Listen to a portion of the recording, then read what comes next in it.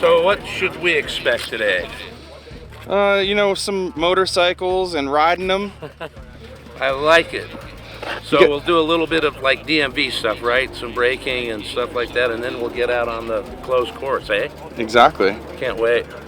I can already hear rumbling over there. The course looks nice and big, long, stretched out, so it's going to be interesting. Should be fun.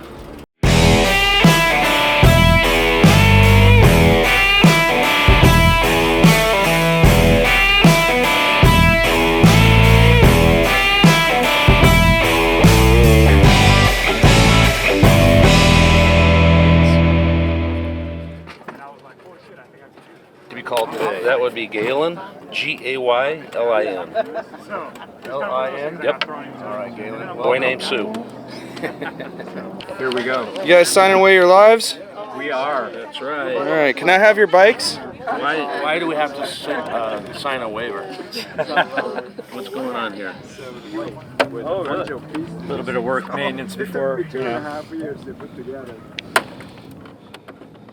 So what do you think about all these other bikes and all that here? It's great. Where'd that go? Down in there. First injury of the day. How's it going? Good, how are you? You know, good to see you. I haven't seen you before. Yeah. Changed a little latch on my glove box and cut myself, but you know what? I don't care. I'm put my glove on and go for it. Fantastic. Counterproductive to teach habits that really conflicted with the way that the engineers ride the bike and how they develop product. You know, each year after year, we're using some of this racing now in King of the Baggers and Super Hooligans for the next year's models. So if you've ridden a Softail and, you know, from a couple years ago versus maybe 5-10 years ago, you already know the handling differences, and even the Rogue Glide. Really feeling the bike be much more agile, and that's coming directly from the racing. So we are seeing this race on Sunday, sell on Monday happen. There's no reason that we can't roll off to the brake lever the same way that we would in King of the Baggers, or the same way that Valentino Rossi would in a MotoGP race. Travis, how hard are you working in your riding to replicate Bagnaia, the MotoGP champions? Everybody. He just finished second at Daytona on a Pan America by 3/10 of a second at Daytona. He got second place, leading right to the line. Cody was 2/10 off of third place. He got fourth place on a Harley-Davidson. Cody is behind the scenes doing bagger testing. His brother, of course, Kyle Wyman, is king of the baggers, just won Daytona, just dominated at Daytona, pole, quickest, won everything. So we are really involved with Harley-Davidson. And Cody and Travis, these two guys, come up here, Trav, stand here so people can actually look at you and see that he's actually a fairly normal human being, but these are two of the most gifted riders in the country. They have won, they've won on 1000cc Superstocks, they've won on, been on the podium on Hooligans, they've won on baggers, they've been on podiums on baggers. I mean, this is the national, AMA National Moto America champion on a 400 Ninja.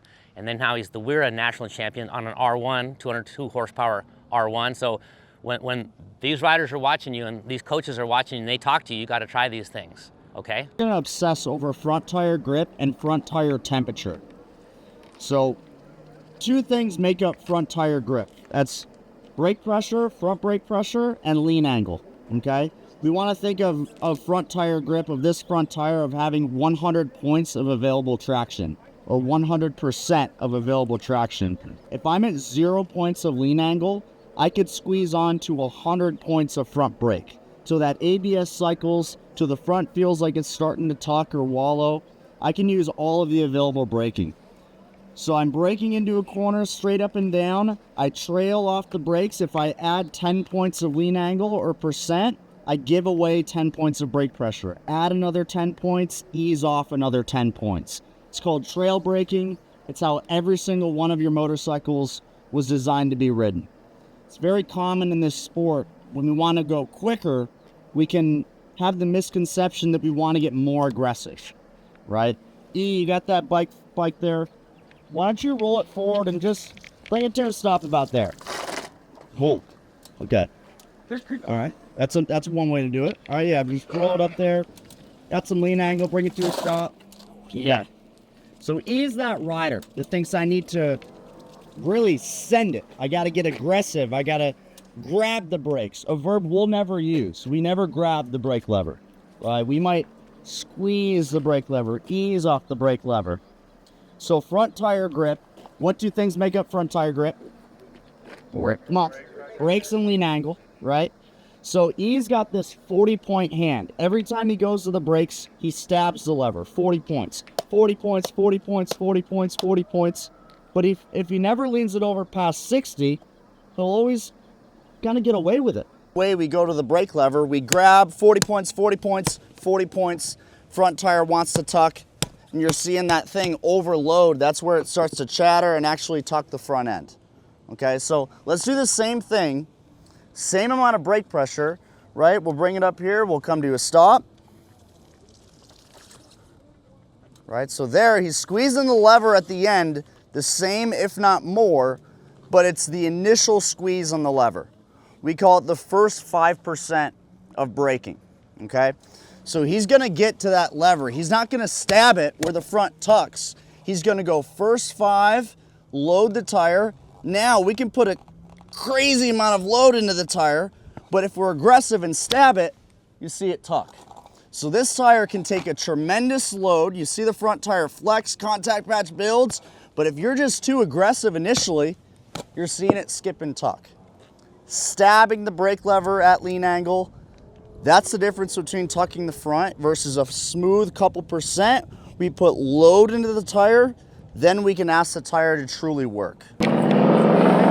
Lance, did you know you're going to be getting a workout this early? No, but hey, I like workouts in the morning, so hey, that's a good thing, you know, so.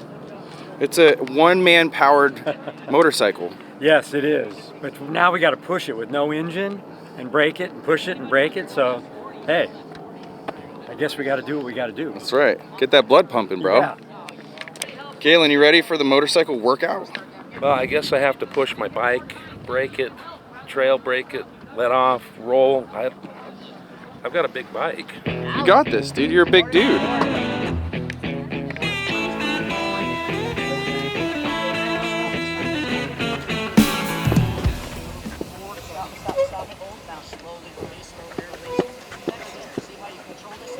Yeah. All right, that was a couple reps right there. So Galen, what did you just learn that Cody and them were talking about? Well, I think you forget. It was when Nick was on the show. You know, you always tend to grab your throttle and you're late to the brake. So just hovering over that brake makes all the difference in the world. So you stop, let off lightly, and back out. That's what I need to be doing in the corners. Load that front. Lean. There you go. Okay. You're getting a workout, huh? I'm telling you, man. 800-pound bike with a 200-pound guy. Gladiator.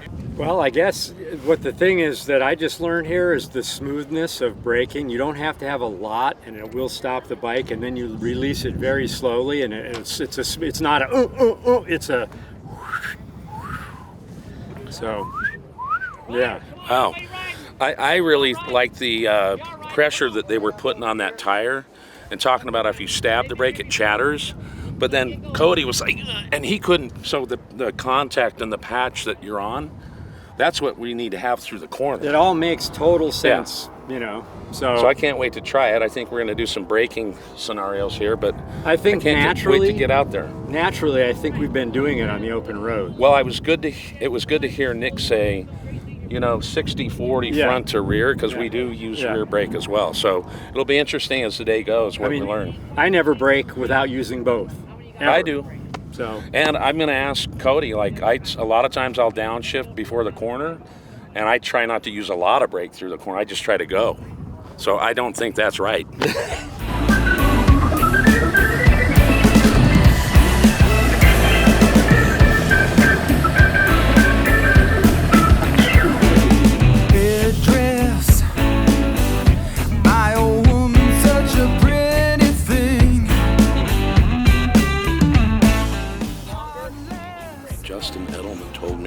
What he learned most was using that front brake and setting the front end down. So we're going to try that today.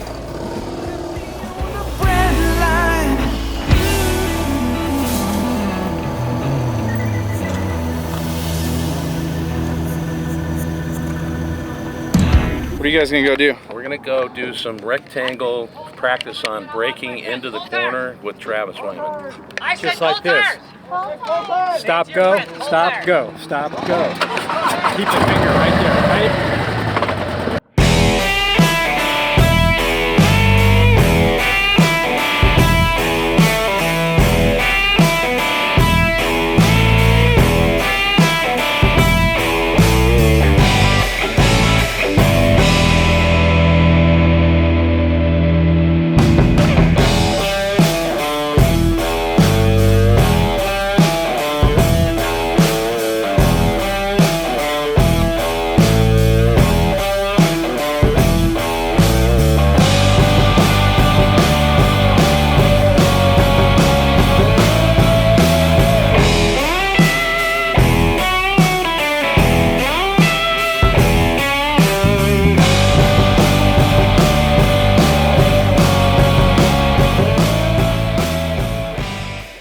Wait, Lance, what was that? You never been what? Never been what? Peg scraper, man. Peg scraper, huh? What's that mean? You know, laying the bike over so far it scratches, but you don't need to do that. Learning here today, it's a waste of time. That's right. Just slowing yourself down. It's called drag. Miles, on data, where's the maximum braking distance? Yeah, in turn 7, this downhill braking zone for about 15 to 20 feet in a 2.8 mile track is the only time that that rider is braking as hard as the bike can actually slow. So this idea of a lighter, longer approach, of going to the brakes at a lighter pressure, but over a longer duration, that's gonna have the brake light on longer. That's gonna give us that confident feeling of a loaded up front end for more time. Because it really sucks when we're on the brakes, I'm too slow, I'm off the brakes. I can't keep braking because I turn it across the white line. I can't accelerate yet because I need to go that way, so I just have to carry neutral throttle, right?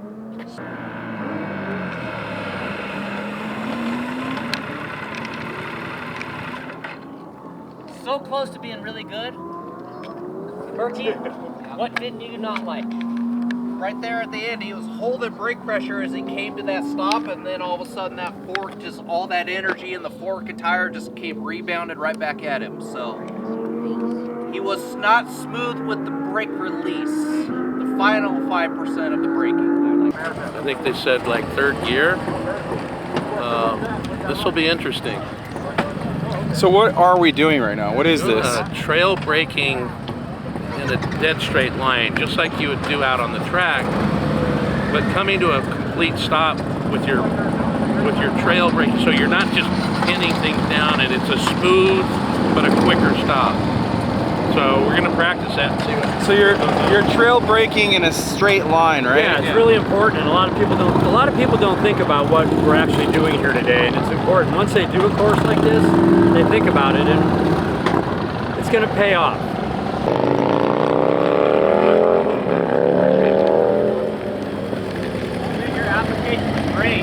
Pick your eyes up a little bit further down in the lane so you see exactly where I'm at, right?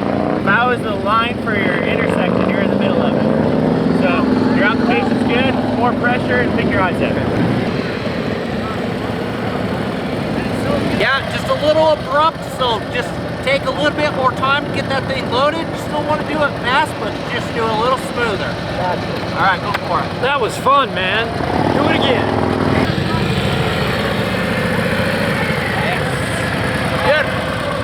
Really nice job. That's how it's done, baby. Hey,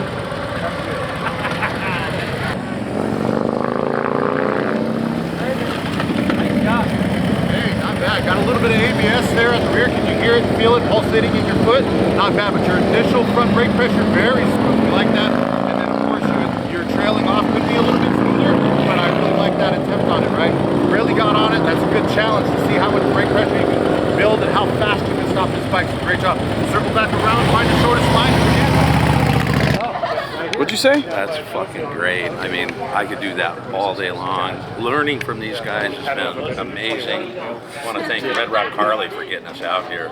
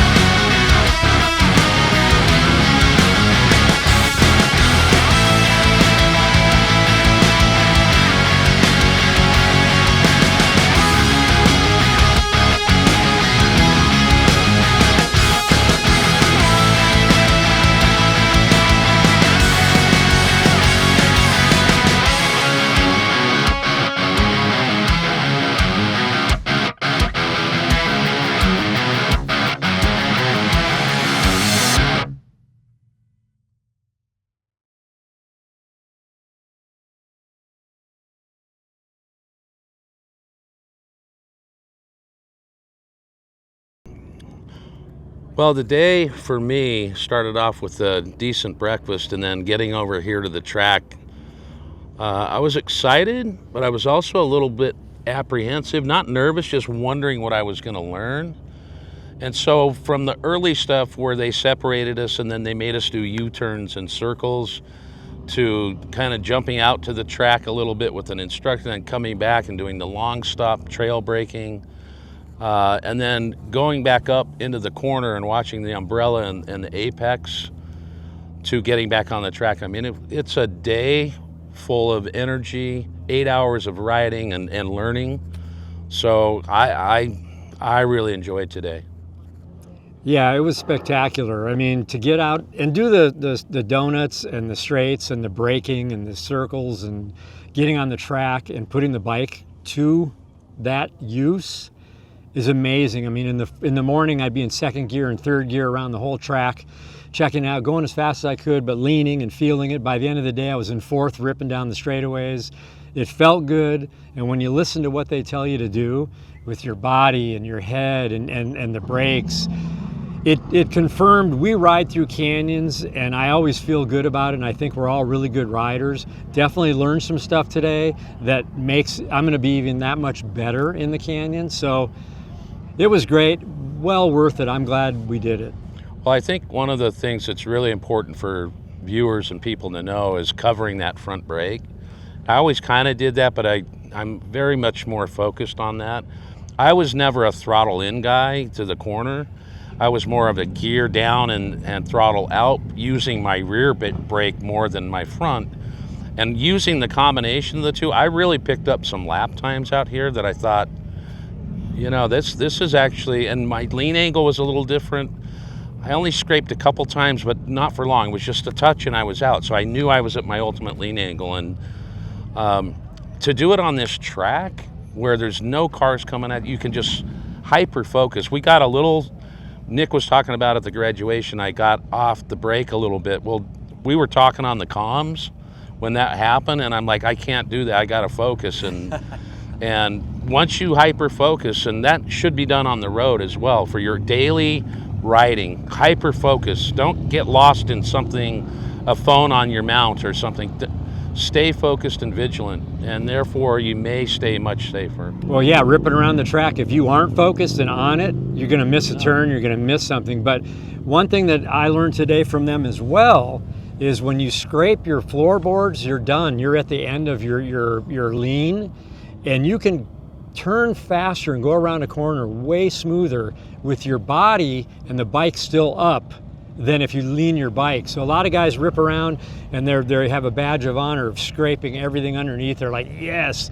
Well, that's not really the right way. So check it out. And they, to your point, they were talking about like the MotoGP guys.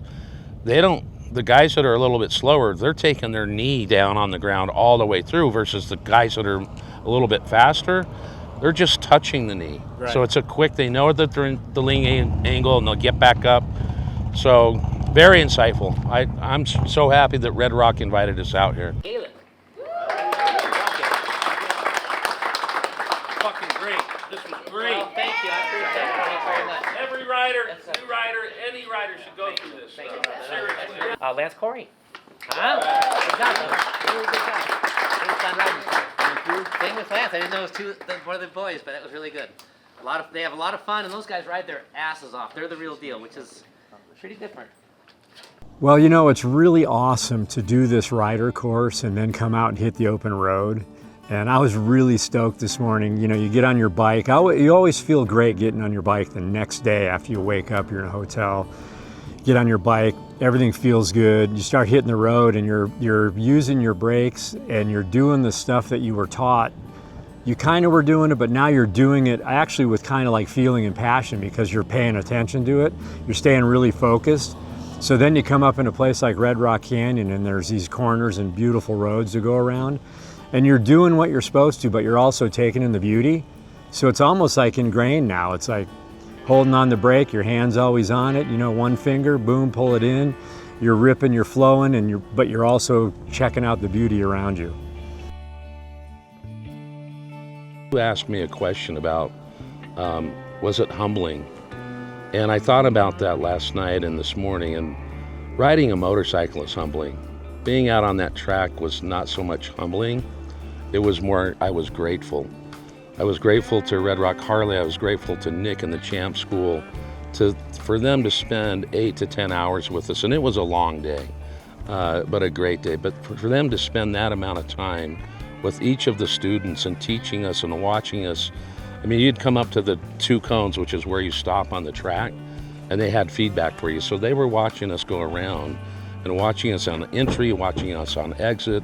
Are we braking too soon, braking too long?